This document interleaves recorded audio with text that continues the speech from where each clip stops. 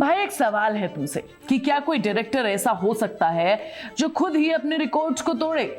मतलब पहले पूरी इंडस्ट्री को शॉक दे और फिर 10 साल बाद वापस खुद को ही पीछे छोड़ दे।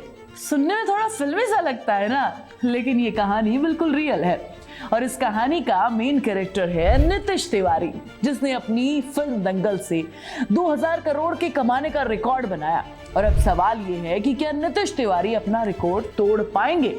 यार साल 2016 के दिसंबर में जब दंगल रिलीज हुई थी तो किसी ने सपने में भी नहीं सोचा था कि ये फिल्म सिर्फ एक स्पोर्ट्स ड्रामा नहीं बल्कि एक ग्लोबल फिनोमेना बन जाएगी।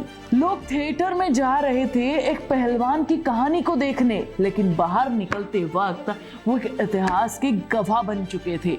दंगल ने जो किया वो आज तक किसी भी भारतीय फिल्म के लिए एक अधूरा सपना माना जाता है।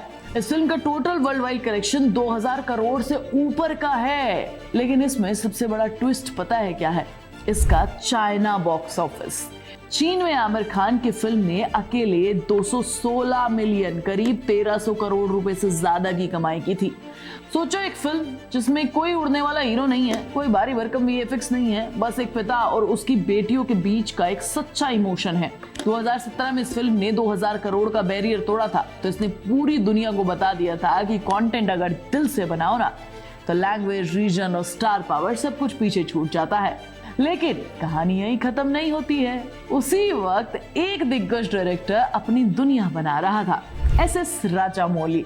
उन्होंने बनाई बाहुबली 2, है ना भाई? ऑनेस्टली इस फिल्म में क्रेज क्रिएट किया था, सब कुछ था इस फिल्म में, आज तक अनमैच्ड है। कटप्पा ने बाहुबली को क्यों मारा, इस पूरे एक सवाल ने देश को पागल कर दिया था। बाहुबली 2 ने देश भर के अंदर रिकॉर्ड्स की धज्जियां उड़ा दी।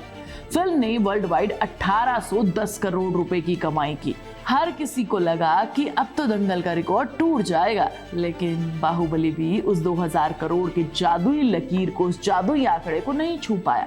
फिर आया अगला पड़ाव, आरआरआर ग्लोबल लेवल पर धमाका हुआ। नाटू नाटू ऑस्कर लेकर आ गई।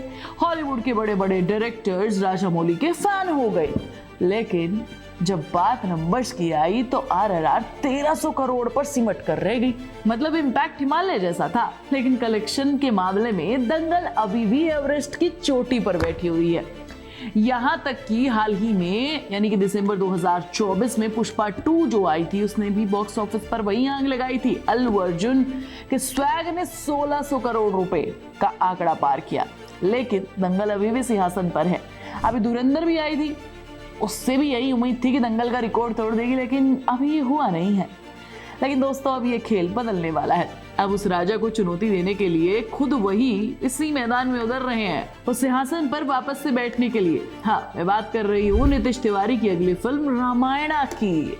ये कोई नॉर्मल फिल्म नहीं है, इसे भारत की सबसे महंगी फिल्म कहा जा रहा है। रिपोर्ट्स की माने तो इसका बजट 500 मिलियन करीब 4000 करोड़ से भी ज्यादा का है। सोचो वहाँ विजुअल प्रोडक्शन सब कुछ इतने पैसों में 500 करोड़ में निपट जाता है, वहाँ ये 4000 करोड़ रुपए लगा रहे हैं। नीतीश तिवारी की रामायणा के कुछ ऐसे फैक्ट्स जो आपके दिमाग के होश उड़ा देंगे।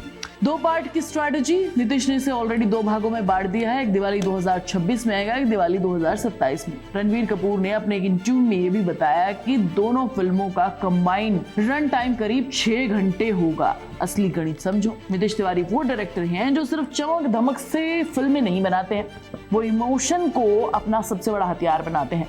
दंगल में कुश्ती थी, लेकिन लोग बेटियों की जीत पर रो रहे थे। अब जरा सोचो, वही आदमी हमारी आस्था, हमारे गौरव रामायणा को जब पर्दे पर उतारेगा तो क्या होगा?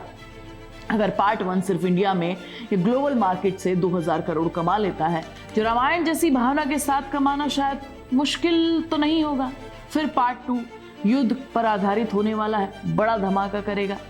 तो इतिहास के पन्नों में क्या लिखा जाएगा? यही कि भारतीय सिनेमा की टॉप 3 फिल्में दंगल, रामायणा पार्ट 1 और रामायणा पार्ट 3, तीनों के डायरेक्टर कौन? नीतीश तिवारी। भाई ये सिर्फ एक रिकॉर्ड नहीं होगा, ये एक नया कीर्तिमान होगा, एक ऐसा कीर्तिमान जिसे तोड़ना शायद अगली सदी के लिए मुमकिन हो जाए।